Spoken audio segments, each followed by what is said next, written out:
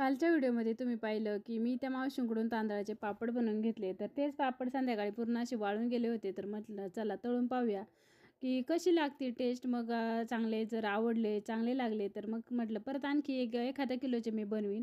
तर खूप छान झाले. तर एकदम पांढरे शुभ्र आणि खायला पण एकदम भारी. बऱ्याच ठिकाणी बनवत असतील, पण मला ही रेसिपी पहिल्यांदाच माहीत झाली म्हणून तुमच्याशी शेअर केली. तर चला, आज पहाटे पहाटे आम्ही दुसऱ्या दिवशी ना सकाळी पहाटे 4ला उठलो आणि बरोबर 5 वाजता घरातून निघालो. अंधारच होता.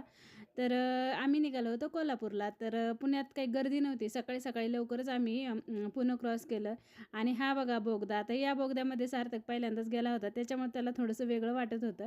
त्याच्यानंतर आमचा प्रवास सुरू झाला कोल्हापूरच्या दिशेने. खरंच म्हणतात ना, देव जेव्हा तुम्हाला बोलविना तेव्हा तुम्हाला जावं लागतं. तसंच कोल्हापूरच्या देवीला जायची सुद्धा खूप दिवसापासून इच्छा होती. खास देवीला जाण्यासाठी नाही बरं का, पण आणखी एक खूप महत्त्वाचं काम होतं कोल्हापूरमध्ये, त्यासाठी आम्ही गेलो होतो.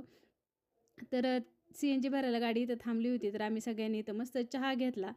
नाश्ता करायचा होता, पण म्हटलं नको एवढ्या लवकर 7लाच नाश्ता नको करायला, थोडं उशिरा करूया. तर आमचं जे काम होतं ना कोल्हापूरमध्ये ते काम केलं आणि मग त्याच्यानंतर आम्ही गेलो देवीचं दर्शन घेण्यासाठी. तर इथं खूप मोठा प्रॉब्लेम येतो, म्हणजे गाडी पार्किंगचा, 4 व्हीलर पार्किंगचा खूप मोठा प्रॉब्लेम आहे. तर हे बघा, हे आहे कोल्हापूरच्या महालक्ष्मी देवीचं किंवा कोणी अंबाबाई म्हणतं ते अंबाबाईचं मंदिर. तर मी तर हे पहिल्यांदाच पाहते. तर तुम्ही पाहणारे कोण अंबाबाईला गेले होते हे मला कमेंट करून नक्की सांगा. तर बाकीचा व्हिडिओ आहे ना मी उद्याच्या ह्याच्यामध्ये शेअर करेल की कसं झालं दर्शन, पुढचा प्रवास कसा होता. तोपर्यंत तुम्ही महालक्ष्मी देवीचं दर्शन घ्या. चला मग आजचा व्हिडिओ इथेच एंड करते. कसा वाटला कमेंट करून नक्की सांगा. आणि अजूनही माझ्या चॅनलला तुम्ही सबस्क्राईब केलं नसेल तर सबस्क्राईब करा, व्हिडिओला लाईक करा. चला मग भेटूयात उद्या. बाय.